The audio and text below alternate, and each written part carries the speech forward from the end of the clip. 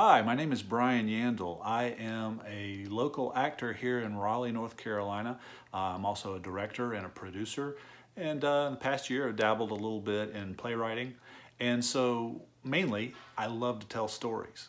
I love to see the perspective of other people, other characters, to see what motivates them, where they're coming from, and to just kind of understand my fellow human beings and the stories that they tell us.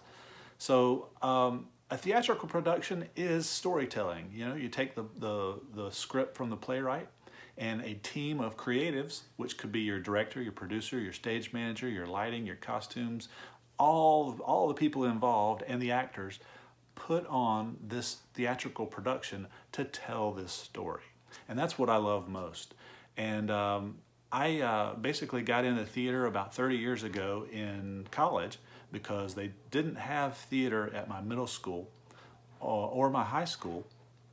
And I really wasn't exposed to theater until I got to college. And I found a whole world of different viewpoints of gay, straight, black, white, multicultural, so many different perspectives that I didn't have before that theater introduced me to and made me a more well-rounded person. I mean, honestly, I got into theater because I wanted to meet girls. I was a shy guy, and I thought, hey, this is a great way to meet different, interesting girls. But then once I started taking acting classes and went to college and became, I have a bachelor's degree in theater, I fell in love with the craft, stage craft, stage lighting, stage costumes, acting, directing, all of those things I learned in college and it allowed me to participate more in theater and really fall in love with storytelling. So what I'd like to talk to you today about is the audition process. As a middle schooler, you may not have a ton of audition experience. Maybe you do, I don't know. But chances are, based on your age, you probably haven't gone to a lot of auditions. So what I would like to do today is talk to you just a little bit about the audition experience and help you realize that you are now part of, as an auditioner, part of the creative process for that project. And you are contributing way more than you think you might. You're giving the creative team, the director, the producer, whoever is involved in the casting decision, you're giving them something to think about because you're bringing your skills to the process. So let's talk about a monologue. The first thing I would tell you is that if you're going to do a monologue, show some range. And you may not have a whole lot of time. Sometimes they only give you 1 minute. Sometimes they give you 3 minutes. But what you really want to do is to show that you can go from happy to sad. And just like that, because that's how we react. Human beings react. In reality, if we hear some bad news, we react honestly and truthfully. So in that monologue, it's great to show some range, to show, and I'll just say happy and sad. There's other things. You could be rich or poor, any number of things. But show some range in your emotions through your monologue. And if you don't have a monologue that has that range, that flips that switch from happy to sad, that's okay. If the whole monologue is sad, try to be happy while you're doing it. Try to mask what's really behind the scene.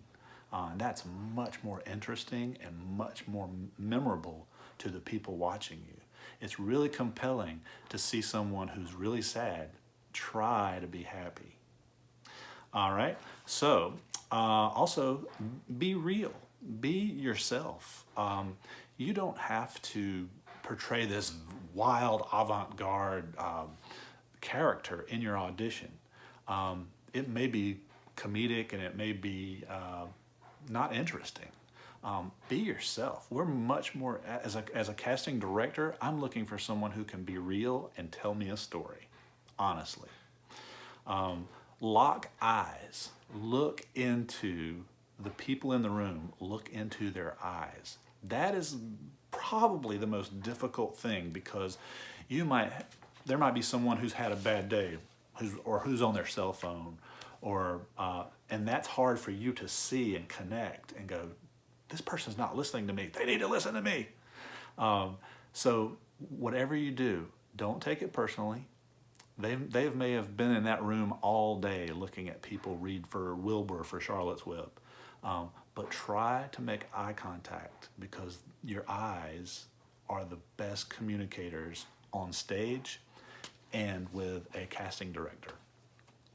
And those are just a few tips for a monologue.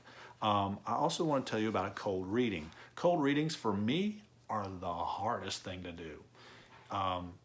Sometimes you don't have the capacity to see the play before you go audition.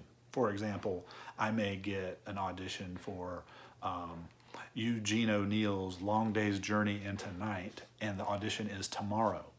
Well, if I can't get a hold of that script by tomorrow, then it's going to be kind of difficult. So I have to do a cold read, which means you're not really familiar with the script, or they've given you a piece of the script to read, and you go in there and you do your best. But here are some tips on how to do a cold read. In a cold read, it's really important in the casting process for them to know what your capabilities are. And here is a tip on how to do that. If you're not familiar with the script, before you read it, ask. Say, hey, can you describe this character for me? I'd like 5 minutes to go work on this in the corner. That tells a director, like, you are really invested in this process. So as a director, I might say, yeah, this character is greedy. This character is really greedy. And I'll just give you that adjective. So then you take that and you go over in the corner for 5 minutes and you work on informing that character with greed in the lines that you're given. You might ask after you read it, hey, could I do this again, and what would you like to see differently? So if you make the audition in a cold reading an interview, you're interviewing them. They're not interviewing you. That is another trick you can do. And it's very effective, because if you're asking the director or whoever's casting some questions about that character, and then you listen to it, you go away and you come back and you enact that, that tells them a heck of a lot about your capabilities, and you're willing to listen, you're willing to interpret the information, and your willingness to do what they ask. And that is key. The final thing I'd like to tell you about the audition process, especially as a middle schooler, is sometimes, or if you're a middle schooler who's doing a school play, or if you go out into the community, they often give you a form to fill out, and they say, what are your conflict dates? Are you going to be on spring break? Whatever. And so there's a lot of forms you might have to fill out. And one of the things they often put on the form is, are you willing to accept another role? And so at your age, as a middle schooler, I would say check yes. Even if you don't get the role you want, they might cast you as a tree, or they might cast you as a very minor character.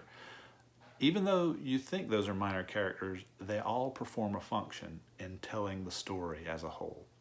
And I would say the more experience you can get, the better.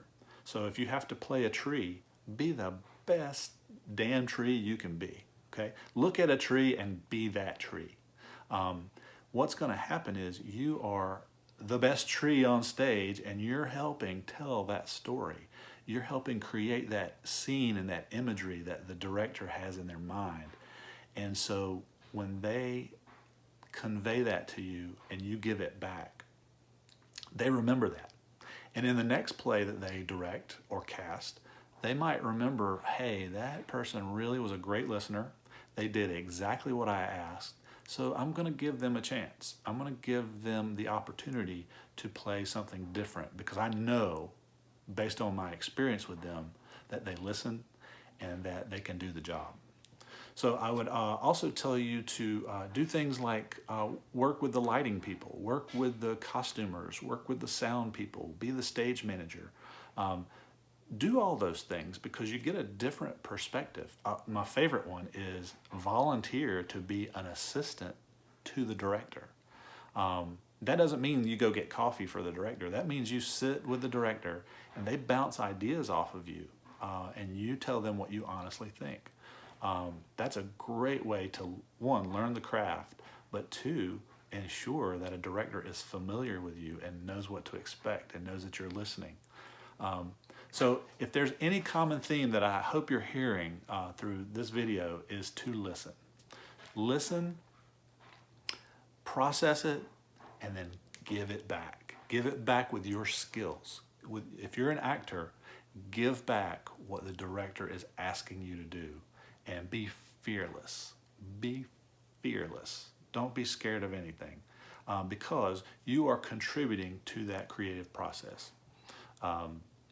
And that's what the team wants, to tell that story.